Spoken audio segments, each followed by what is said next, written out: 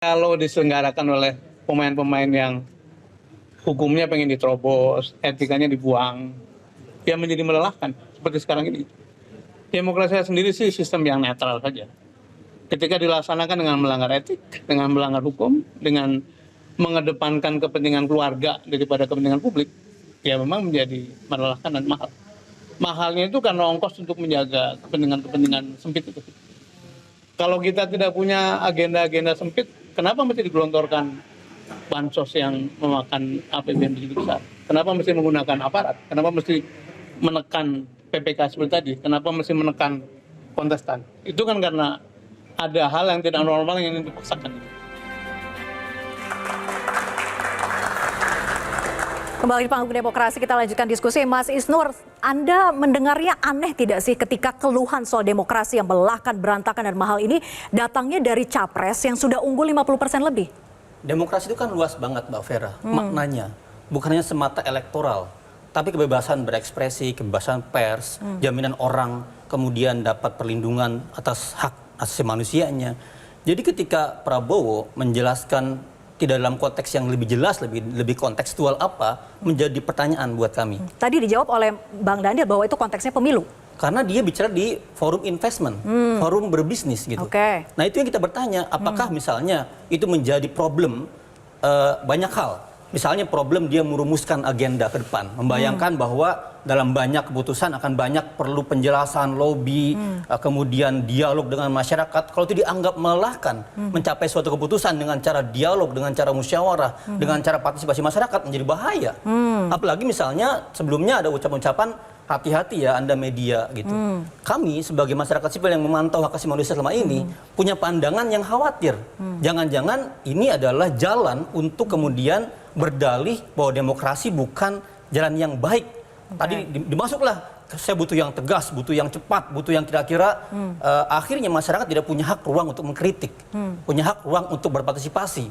Kalau itu menutup ruang demokrasi dan mengganti dengan prinsip yang lain, misalnya prinsip yang lebih militeristik misalnya seperti itu menjadi khawatir buat kami, akan mengembalikan pola-pola lama, gitu loh. Itu yang dikhawatirkan juga oleh kawan-kawan yang lama dengan catatan-catatan masa lalunya gitu. Itu menjadi, kami bertanya ini dalam ranah apa gitu. Kalaupun ranah misalnya elektoral, ya memang dia akan menjadi panjang Mbak. Mengingat apa besarnya Indonesia, 250 juta lebih penduduk dengan pemilih yang sangat banyak, pulau yang sangat banyak, kan sangat emang melelahkan gitu. Kekhawatiran Anda ini sampai berubah sistem atau gimana? Tapi kira-kira gini, menghadapi elektoral yang memang sangat melelahkan dan bila tadi dibilang mahal, butuh pemimpin, calon, sosok yang kemudian justru meneguhkan semangat yang langsung memang berat, memang tantangannya panjang, tapi kita yakin. Jadi berikan kesan optimis, berikan kesan bahwa kita akan bisa menghadapi ini dengan baik. Seperti itu. Kita juga akan dengarkan tanggapan dari Mas Haris Azhar. Mas Haris Azhar yang bergabung melalui Zoom. Mas Haris, Anda sependapat dengan yang disampaikan oleh Mas Isnur tadi? Ini karena saya nggak di studio, ada 3 hal yang ingin saya sampaikan ya. Satu, secara historis demokrasi itu dia hidup kembali di Indonesia lewat sejumlah kelompok minoritas yang diperkosa, dibunuh, ya, anak-anak yang terbakar hidup-hidup ketika peristiwa Mei 98. Demokrasi kemudian ditemukan kembali setelah sejumlah orang diculik, lalu dihilangkan. Lalu prosesnya juga ada tarik-menarik proses demokrasi di masa transisi, konflik sosial itu terjadi secara dengan penuh rekayasa dan tidak ada kejelasan. Ada banyak hal yang sebetulnya secara historis demokrasi itu dibangun dari nyawa dan darah warga sipil gitu. Nah, jadi sebetulnya yang bisa komplain, yang harus komplain tentang demokrasi adalah warga sipil, bukan pejabat negara atau seseorang yang baru menang pemilu meskipun hitungan belum final ya karena ada kekacauan di KPU. Itu satu. Yang kedua, setelah demokrasi itu berdiri dan hidup, saya pikir dia justru dirusak oleh banyak orang-orang yang ada di komunitas politik, bukan di komunitas sipil. Nah, komunitas politik ini yang mempraktekkan suap menyuap, lalu membangun canvassing lewat media yang kemudian tidak dipenuhi. Demokrasi itu kemudian dijalankan dengan mengutus seorang paman untuk menenteng ponakannya menjadi calon penguasa di negeri ini.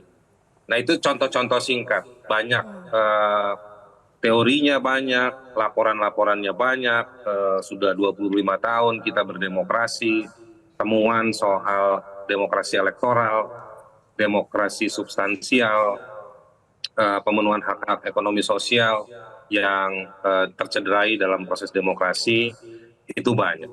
Omnibus Law diciptakan dengan penuh kekerasan.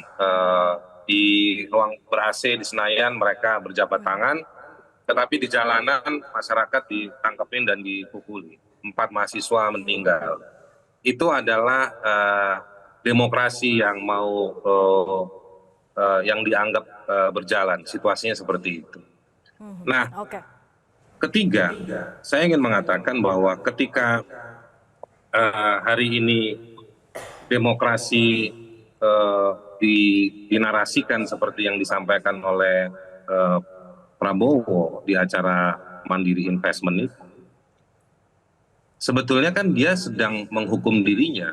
Kalau memang dia menganggap bahwa demokrasi itu mahal, berantakan, melelahkan, lah dia orang yang diuntungkan dong dari proses semua ini.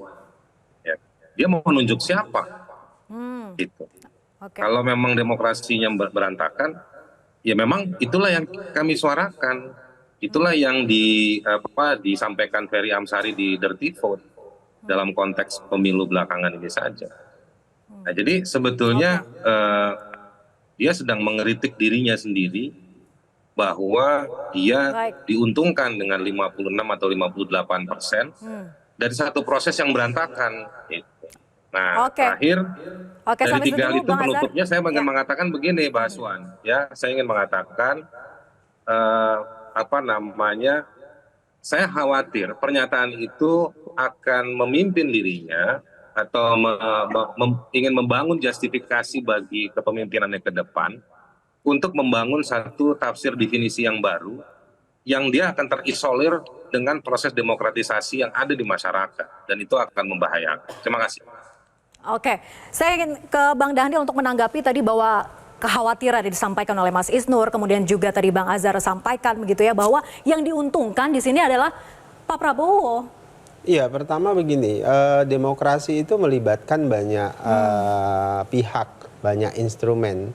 Dalam hal ini tentu partai politik, kemudian masyarakat sipil, kemudian termasuk dalam hal ini LSM, kemudian kelompok agama dan sebagainya. Semuanya punya tanggung jawab untuk saling menjaga demokrasi kita agar tetap sehat.